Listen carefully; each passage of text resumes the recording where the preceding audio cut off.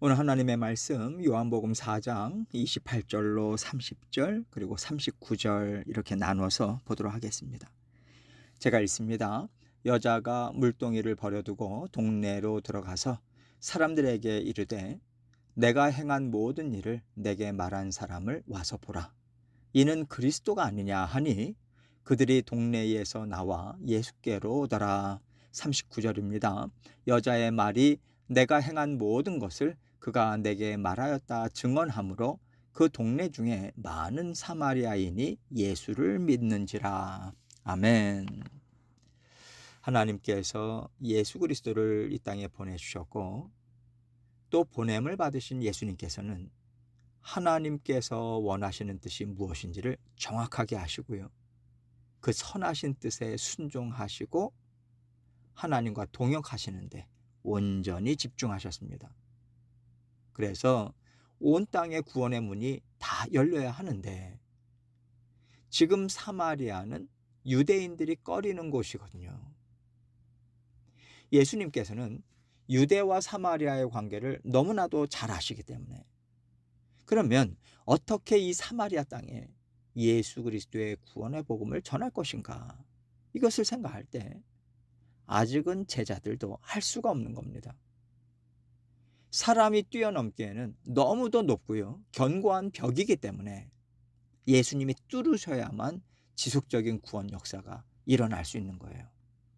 그래서 예수님께서는 사람들의 마음에 굳게 서 있는 장벽들을 하나하나 뚫는 일을 직접 하신 겁니다. 어느 땅이든 어느 피부색이든 어느 혈통이든 예수님께서 열어놓으신 길이기 때문에 순종의 마음으로 힘있게 그 모든 벽들을 뚫고 나가기 시작하는 역사가 일어날 수 있었던 거죠. 오늘 말씀을 보면 예수님을 만난 이 사마리아 여인은요, 예수님이 메시아라는 것을 아는 믿음까지 갖게 됩니다. 그런데 이 믿음을 갖게 된 경로를 보면요, 구원을 전해주고자 하는 사람이 먼저 그 벽을 뚫어야 된다는 것을 우리는 알 수 있고요. 예수 그리스도께서 걸어가신 길을 우리는 분명히 볼 수 있습니다. 이것을 생각하면서 오늘 본문 말씀을 봅니다. 본문 28절로 29절 먼저 봅니다. 여자가 물동이를 버려두고 동네로 들어가서 사람들에게 이르되 내가 행한 모든 일을 내게 말한 사람을 와서 보라. 이는 그리스도가 아니냐 하니. 여자가 물동이를 버려둬요. 이 여자에게 물동이는요, 피할 수 없는 고통이었죠. 내 인생에는 소망이 없다. 이 절망감을 끌어안고 물동이를 힘겹게 이고 왔을 텐데 이제 그 고통을 떨쳐낸 거예요. 더 이상 이 물동이는 여인에게 무거운 짐이 될 수 없었습니다. 왜냐하면 예수님을 만났거든요. 이는 그리스도가 아니냐. 이 얘기는 예수님을 구원자로 인정했다라고 하는 것이고요. 이 여인은 예수님으로부터 구원을 받았다는 거잖아요. 그러니까 이 여인이 어떻게 합니까? 지금까지 사람들과의 관계 속에서 쌓아 올린 견고한 벽을 뚫고 달려나갑니다. 30절과 39절 말씀 봅니다. 그들이 동네에서 나와 예수께로 오더라. 여자의 말이 내가 행한 모든 것을 그가 내게 말하였다 증언하므로 그 동네 중에 많은 사마리아인이 예수를 믿는지라. 이 여인이 동네 사람들에게 가서 예수님께서 자신의 모든 형편, 마음의 모든 무거운 짐까지 속속들이 알고 계신다는 놀라운 일을 말해준 거예요. 우리식으로 말하자면요, 간증을 한 거죠. 생각해 보세요. 예수님께서 사마리아를 자주 드나들어서 이 여인의 형편을 소문으로 들었다던가 그럴 만한 가능성이 있다면 믿지 않을 텐데요. 유대인들은 사마리아에 오지 않잖아요. 그러니 예수님께서 이 여인에 대해서 알 턱이 없는 겁니다. 그렇다고 이 여인이 먼저 예수님께 얘기를 했을 리도 없는 거고요. 그런데 예수님께서 다 알고 계시더라. 그리고 그 무거운 짐을 다 풀어주시더라. 이렇게 이 여인이 지금까지 예수님과의 대화를 통해서 이 여인이 체험을 한 것에 대해서 다 말하니까 동네 모든 사람들의 마음의 문이 활짝 열린 겁니다. 하나님께서 베푸시는 지혜와 능력이 참 무한하고 완전하다는 생각이 드는 것은요, 우리의 실패, 우리의 욕망이 아무리 우리를 망가뜨려도 하나님은 다 구원 역사의 현장으로 사용하시고 선한 열매를 맺게 하시기 때문이에요. 우리 모두에게는 수많은 연약함들이 있지만 예수님께서 이 땅에 오셔서 직접 찾아가시고 만나 주시면서 구원의 복음을 전해주신 사람들을 한번 생각해 보십시오. 고칠 수 없는 질병에 시달리는 사람들, 하나님 나라에 대한 잘못된 욕망을 가지고 있었던 사람들, 귀신 들린 사람들이었어요. 그런데 그들은요, 그들이 가진 특별한 아픔과 어려움 때문에 더 확실하게 예수님을 만날 수 있었고요, 이들이 전하는 복음은 정말 강력한 힘을 갖게 되었습니다. 이 얘기는요, 나는 죄인이 아니라고, 나는 그래도 괜찮은 사람이라고, 법이 없어도 살만한 사람이라고 생각했던 사람들은 당신의 죄가 너무 무거워서 당신은 정말 죽을 수밖에 없다. 당신의 형량은 사형이다. 그렇기 때문에 예수님께서 당신 대신 그 죽음을 죽어주셨다. 대신 사형당하셨다. 만약에 이런 식으로 말을 한다면요, 내가 무슨 그렇게 큰 죄를 졌냐? 화를 내겠죠. 그러나 이 사마리아 여인처럼 무거운 짐을 지고 있던 사람들은요, 예수 그리스도께서 자신을 사랑하셔서 대신 죗값을 치러주시는 것에 마음이 무너지는 거예요. 왜냐하면 자신의 형제, 부모, 친척, 이웃들도 다 자기를 외면하고 버렸거든요. 자신을 죄인 취급하고 수군댔던 사람들 사이에서 살아왔던 사람은요, 예수 그리스도의 크신 사랑에 그냥 마음이 녹는 겁니다. 마음의 장벽이 허물어지니까 사랑이 많으신 하나님 아버지의 손길을 있는 그대로 다 받는 거예요. 은혜와 복을 흘러넘치도록 체험받는 놀라운 경험을 하게 되는 거죠.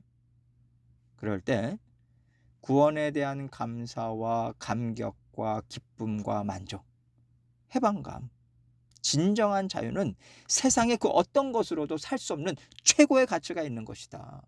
이것을 마음 깊이 깨닫게 됩니다. 그러면 그들이 만나는 사람들의 아픔, 슬픔, 부족함을 보더라도요, 정죄하기보다는 하나님께서 이들에게 주실 은혜와 복이 얼마나 클지를 먼저 생각하게 되죠. 하나님께서 구원하시기 위해서 작정하신 사람으로 보이지 않겠습니까? 그들이 누릴 기쁨과 자유를 생각할 때 쉬지 않고 그 사람들을 위해서 더 기도하고요, 예수 그리스도의 복음을 전하고자 더 많은 애를 쓰게 될 것입니다.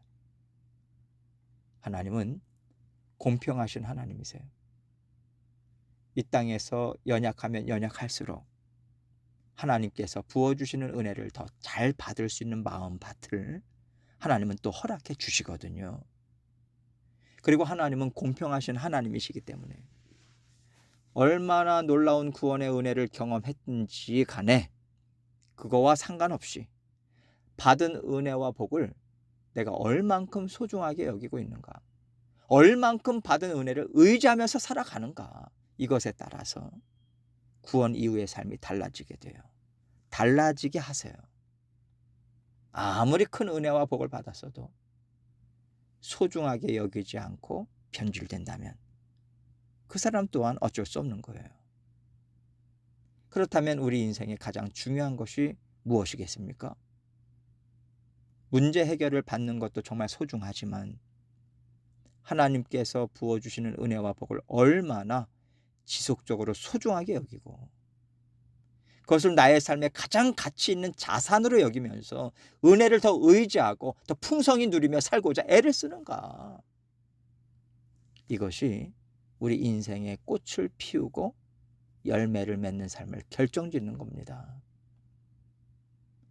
오늘 말씀은요, 사마리아 여인을 통해서 엄청난 파급 효과를 가진 구원의 능력을 우리에게 보여주었어요.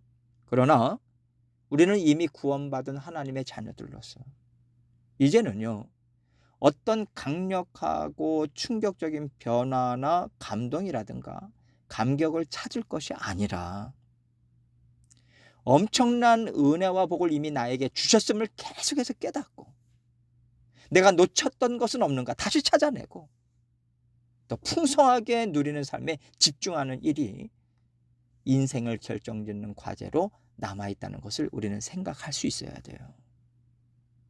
그래서 지금 내 삶이 그 주변에 강력하고 빠른 그 영향을 미치지 않더라도요, 우리가 복음의 꽃을 피우고 열매를 누리면서 살아가는 것이 우리에게도 영광이 되는 것이고요. 또 그 삶이 있을 때 우리로 인해서 주변에 은은한 그리스도의 향기로 계속해서 퍼져나가는 거예요.